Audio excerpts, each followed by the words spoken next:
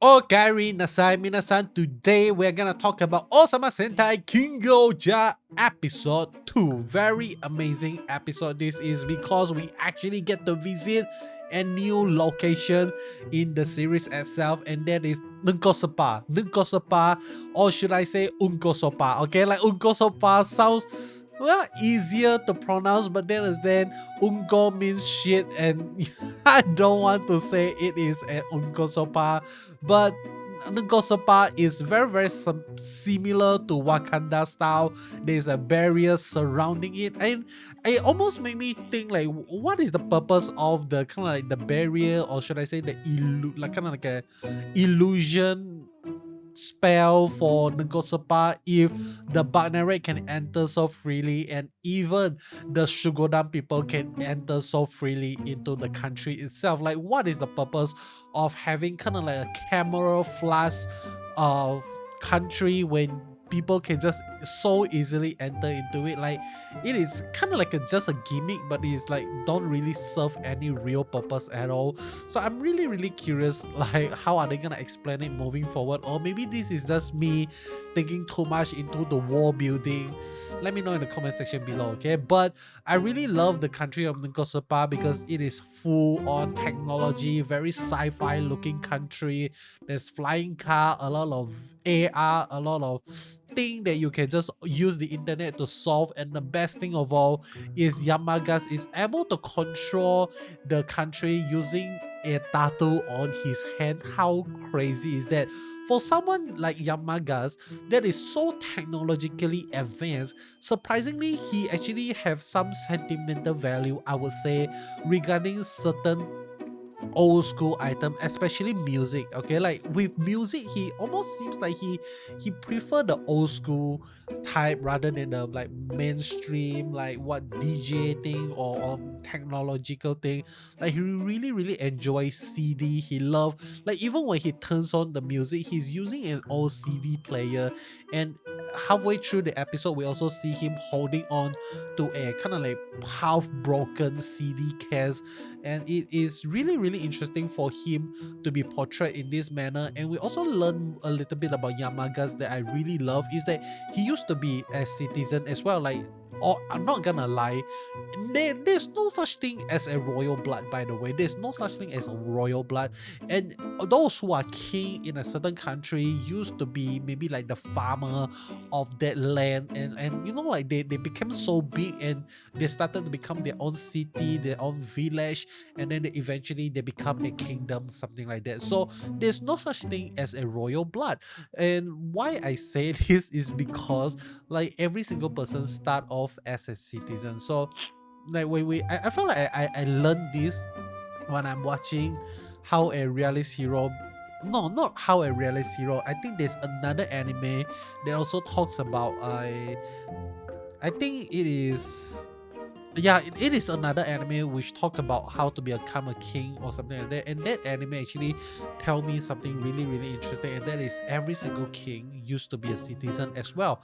So like the people that you're looking at right now could actually be a king in the future, something like that.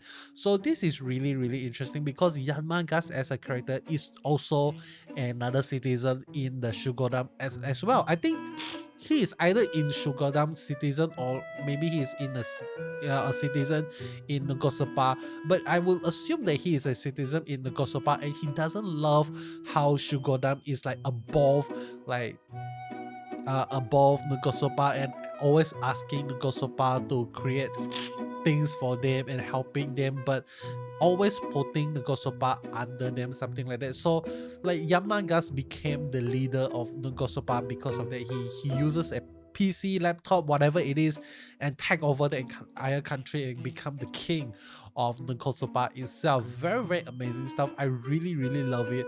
And the next thing I want to talk about is the ranger suit itself. Like when they henshin, we finally get to see more clearly what is actually happening right now. So every single time they henshin, there's gonna be the Zod is gonna appear, and then they are gonna send kind of like a crystal effect, or kind of like a, I don't know what effect is that is, but they are gonna crush through their gem all that. Kind of is it almost felt like an ember, like kind of like a fossilized ember, and like when the Zod actually fly through it, it's gonna crush the ember, and then the ranger suit is gonna appear after that. Really amazing stuff. I really love the henshin sequence, really love the henshin pose as well, but I felt like it is quite annoying to see them like switching every single, like all the 5 switches every single time they want to henshin.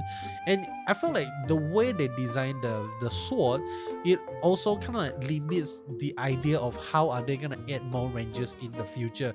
So it is either the rest of the ranger that is gonna get introduced further down the line is gonna have their own Ogai Buso or have their own weapon, or maybe there's gonna be another category that we are gonna see rising up, because right now we are seeing the kings, and what is the enemy of the king? The rebellion, the coup d'etat, or something like that. So maybe we're gonna have kind of a coup d'etat ranger, something like that. We're not sure what is happening, but like Gira is already leading a coup d'etat, so I don't think the new rider that got introduced is gonna become kind of like the coup d'etat, something like that. But then again, very interesting stuff. Okay, so with that being said, we also learned a few things about the Bugnarak Empire in this episode. So first thing that I really did not see coming is the bullet. The bullet that the Bugnarak actually used is actually smaller Bugnarak. So how the hell did that happen? So they have the technology to enlarge a Bugnarak, but they also have the technology to reduce the size of the Bugnarak into kind of like the bullet, something like that. So when the Bugnarak actually went out there for war and trying to take over the country, they are sacrificing the life of Bugnarak left and right. Okay, it is really crazy. And but then again, it also reminded me when I look at the bullet of the Bugnarak as like the smaller Bugnarak, something like it reminds me of a stand ability from JoJo Part 5, if not mistaken. The ability name, the stand name is called Sex Pistol, something like that. So it's really similar, just that in Sex Pistol they can control the trajectory of the bullet, something like that. I don't think the Bugnarak is able to control the trajectory of the Bugnarak at all. So very fun stuff. And we also get to meet the king of the Bugnarak, which is Death Narak. how creative that is. The Death Narak number 8, if not mistaken. Okay, and then we also get to meet the general of the Bugnarak, the prime minister of Bugnarak, which is the Kamejin Bugnarak. So very interesting stuff here, but we still have to wait and see what other thing is gonna come from the Bugnarak itself. And the Bugnarak actually says that they want the treasure of the war, and they call it the shoe god. So when they talk about the shoe god, it is actually talking about the guardian deity of every single country, every single nation, I would say. And it is kind of like talking about the Kuwagata, the Tombo, the Papillon, the Kamekiri, and also the beast, the Hachi Ogre, something like that. So they are talking about the Zods of the ranger itself. So how is this kind of like the shoe god of, like, why would the Bugnarak Empire actually wants them? Like what is the purpose of having those Zod in their favor? All of this we need to take into consideration when we are kind of like producing some idea on what the story is gonna move, what direction the story is gonna go. But then again, at the same time, I felt like, because I'm watching a Rangers show right now, I'm watching Super Sentai, and I'm not actually watching Kamen Rider, so I really set my expectation to a different scale, rather than kind of expecting Super Sentai series to bring me to a lot of crazy plot twists, a lot of big Nani DF moment, or a lot of like crazy plot crafting story.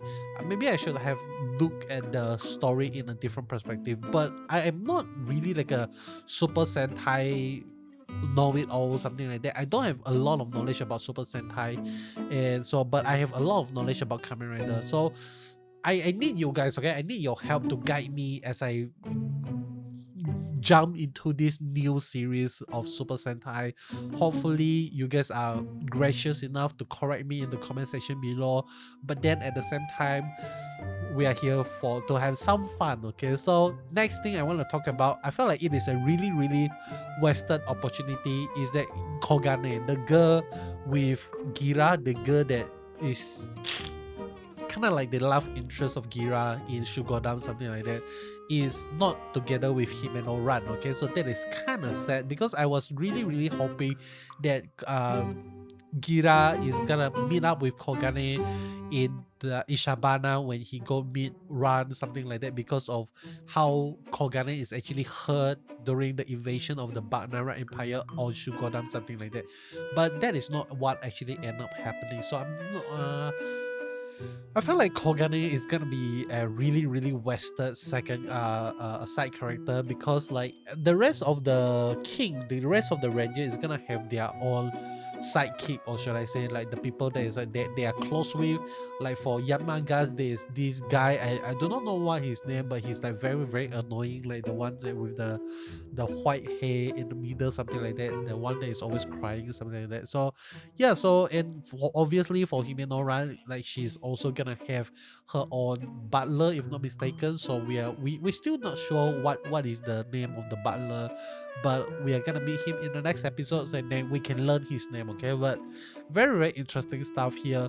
And lastly, I want to talk about is Yamagas as a character again, because I felt like he is a really well written character. I really love his style because he didn't compromise on his ego and his pride. He do the thing that he believe is right for the people itself. Okay, like he did not betray, he did not compromise, and the people of Nagosopa respect him for that. Like the people doesn't want to submit under Shugodam as well. They believe they can be the top, and they are better than the rest of the world, something like that. So in a sense, like Yamagas carries the pride of Nagosopa, and the Nagosopa citizens are proud to have Yamagas as their king, something like that. So this is really amazing. So another thing that I really love Yamagas as is like how the hell did the Bugnarak actually become so big, because like when Yamagas saw that, how the hell did that Bugnarak become huge? Okay, like the first thing he asked is like, when he saw that happening, is like, how?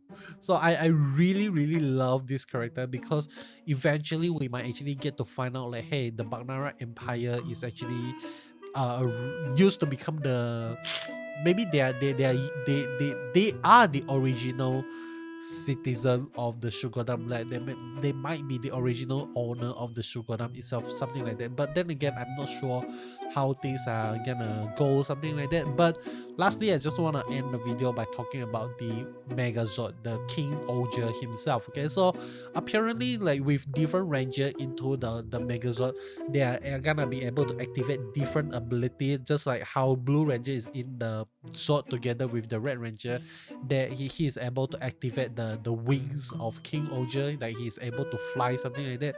So it really makes me wonder like how the King-Ohger is only able to fully utilize all of his arsenal when all of the ranger is actually in the suit itself. Okay, so very amazing stuff. But then again, why would they actually put a bite in the Zord itself? Because halfway through the Megazord fight, we actually get to see Red Ranger rushing out from the Zord using a bite to hit something. That is why, you know, like it's like, why would you do that, something like that? But then again, it is a cool shot. I love it. That is all from me regarding Ohsama Sentai King-Ohger episode 2. Hope you enjoy. If you like what you see here, you know what to do. Click that subscribe button, and I'll be seeing you guys in the next one. Goodbye.